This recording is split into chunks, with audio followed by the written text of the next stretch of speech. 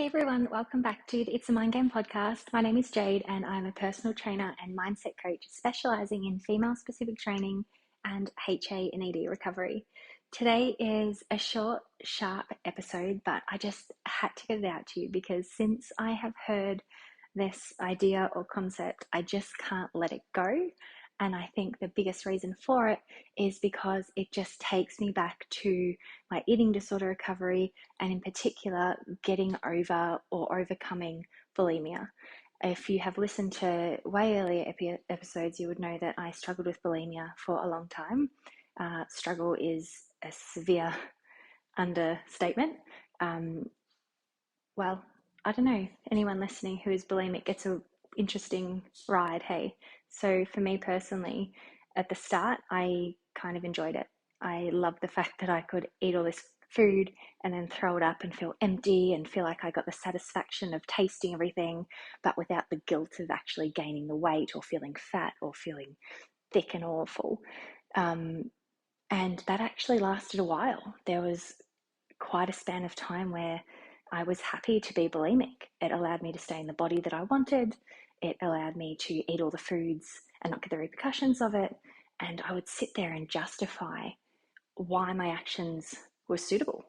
And I would also kind of layer it with, I'll work on it tomorrow. I'll stop it tomorrow. But I didn't really mean it. I just said it to comfort myself. Anyway, skip ahead. And my bulimia turned from this little window of opportunity to the devil taking over my mind. It was horrific. The thoughts that would overcome me, the power or loss of power, I should say, that would happen. I felt like my whole being just got swallowed whole by this ravenous intention to go and fill myself up to the brim and then pretty much explode. And the attacks would end in me just in tears and feeling completely debilitated and awful. I felt like I lost myself to myself, and it was almost supernatural. It was like this power just overcome me and I couldn't stop it. My perception was I couldn't stop it. But in hindsight, I know I was the key to stopping it and I had the capacity to stop it all along. I just didn't know it yet. And that was a pretty extreme way to jump into the podcast. But the reason I'm sharing that with you is because I heard something on the Modern Wisdom podcast the other day, and I can't remember who they said quoted it, but they discussed it, and it reminds me of my bulimia. And I'm going to share it with you because perhaps it reminds you of your bulimia, perhaps it reminds you of eating disorder recovery, exercise compulsion, anything you're experiencing anxiety with at the moment, because I think there's quite a few parallels to be drawn from it. But I have to get it to you. I have to share it, and I really hope it gets you thinking. And what they were talking about was, if you're familiar with CrossFit or you've done a CrossFit workout or you've done a really extreme, intense workout, you'll know that feeling of the back of your throat almost feeling like it's bleeding, or your taste buds go like your mouth goes all metallic and your heart is up in your throat and you don't want to move, but at the same time you can't stop moving. You're just rolling on the floor in a pool of sweat and you kind of feel like you're dying, but at the same time you are so proud of yourself. Like you have absolutely pushed yourself to the limit and you didn't know you could perform that well, or perhaps you did know you could perform that well, but you actually did it. It wasn't just a thought. And so you embrace this sensation, right? The reality is it feels pretty awful, but in that moment you attach success to it. You attach power and drive, and your forever inspiration to just keep going, right? Being inspired to keep going.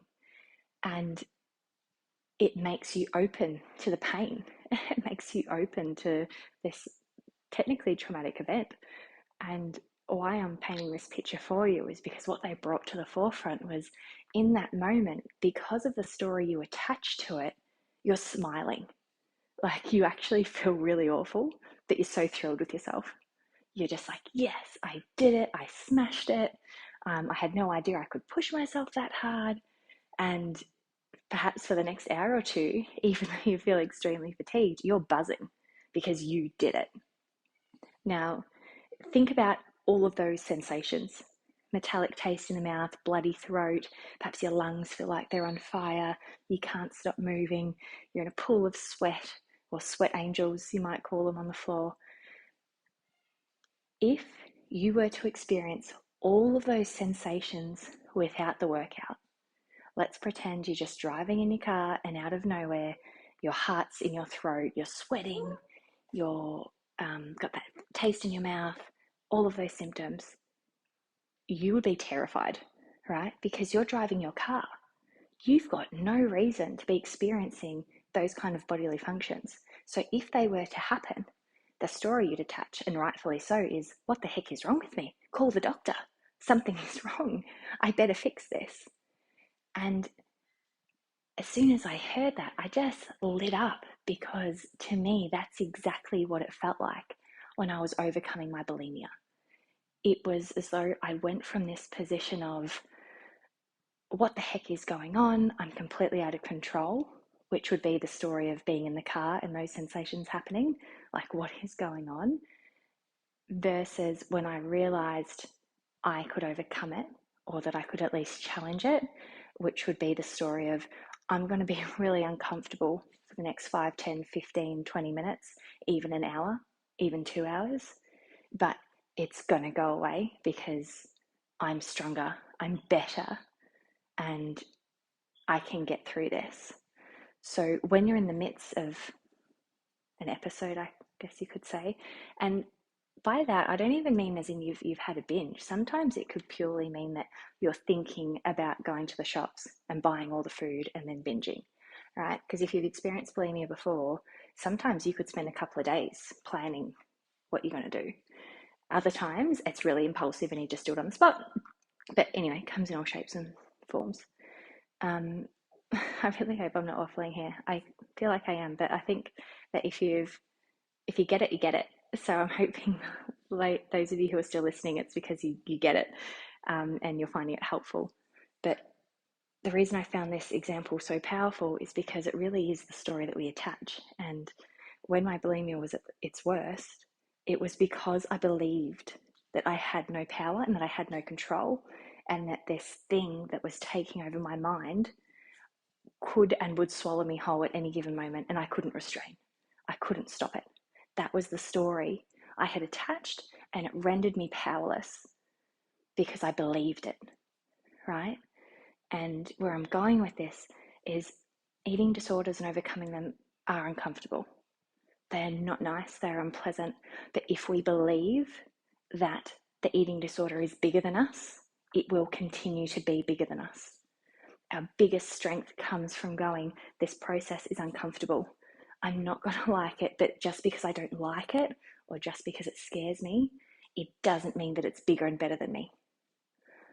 Because the more we collect the information that we are stronger and that we can push through, the more we're willing to believe we can actually succeed and we can overcome this disorder, right? I love the thought that confidence comes from evidence collecting, because I really, hand on heart, believe that the more you pursue your eating disorder recovery, the more you pursue your HA recovery, rather than trying to just wake up confident, instead you start to collect the data that you can have a little bit of extra food, you can have a rest day, you can perhaps delay the binge, right? Because sometimes that's the starting point. It's not just, oh, I'm not going to binge today, done, because it's hard. The process is hard, but it's doable.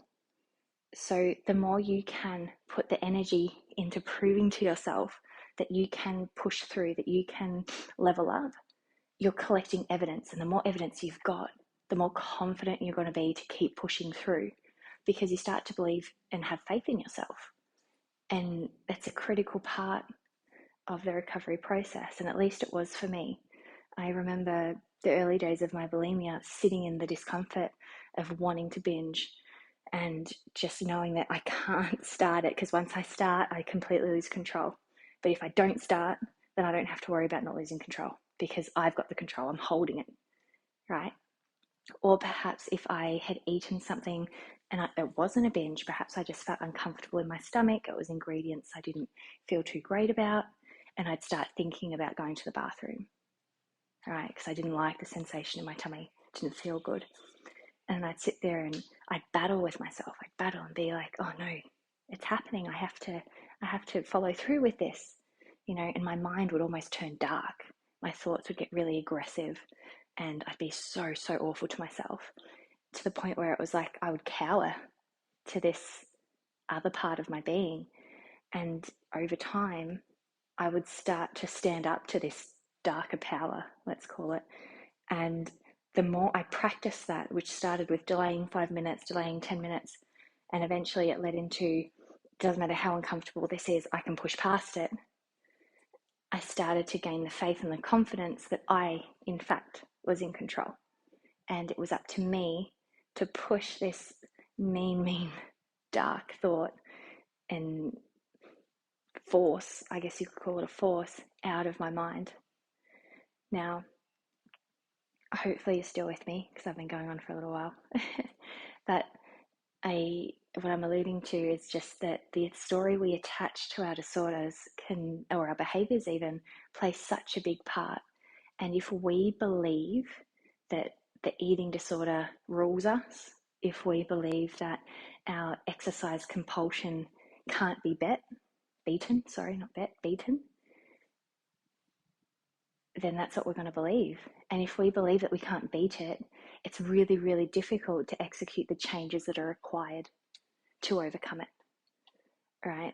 So I would love for you to just have a think about that idea of the CrossFit example and the story that we attach and how powerful it is, that you can experience such extreme symptoms and enjoy it because you're attaching the story of success to it, versus experiencing the symptoms and not attaching a story, and it's just absolutely terrifying.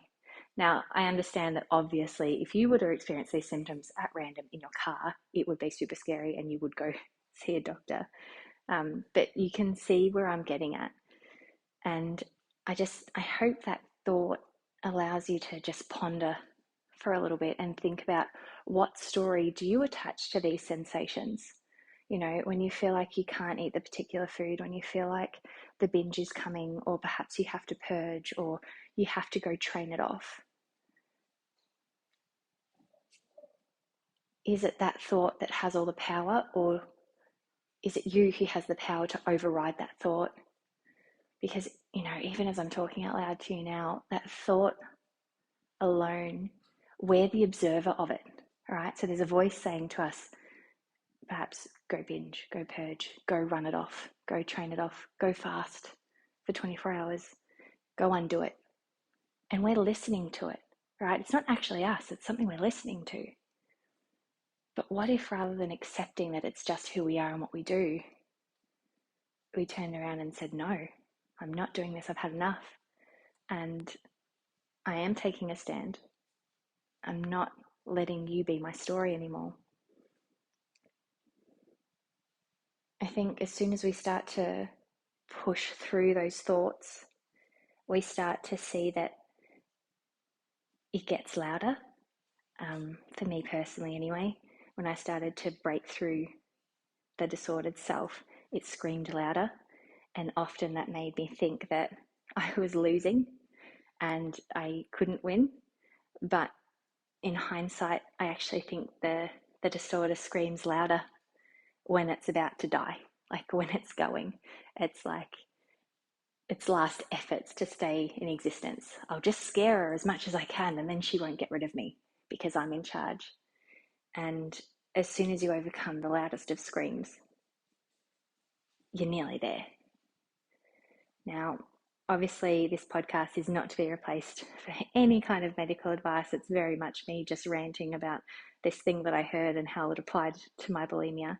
But I just wanted to share it with you because perhaps there is something in what I've just shared with you that helps you move the needle in the direction of healed, or it helps you push forward in your recovery because something just clicked. And that's purely my intention for this podcast today. If you have any thoughts or feedback on what I've just shared with you, please do reach out to me on Instagram. You can do Facebook as well, but I'm more active on Instagram, or at least in my DMs I am. Or you can send me an email. If you are going through eating disorder recovery, please stick at it and know that even the smallest of steps is getting you closer to your end goal. You've just got to keep going for it. And one day it will be a thing of the past. Have a think about the story that you attach to that other part of you that's, you know, encouraging you to make decisions that aren't optimal, and reassess the story and what it means to you and what you want it to become. What do you want your story to be? That is my little chat with you for today. I hope you've enjoyed it, and I will be posting podcasts more regularly. It's just been a little bit crazy on the maternity leave side of things and having a silent house. But I very much have been missing chatting with you, and I will be returning to consults next month in April. If you're interested, again, send me a DM. I would love to work with you. And for now, I hope you have a wonderful, wonderful day. And thanks so much for listening. I'll catch you in the next one.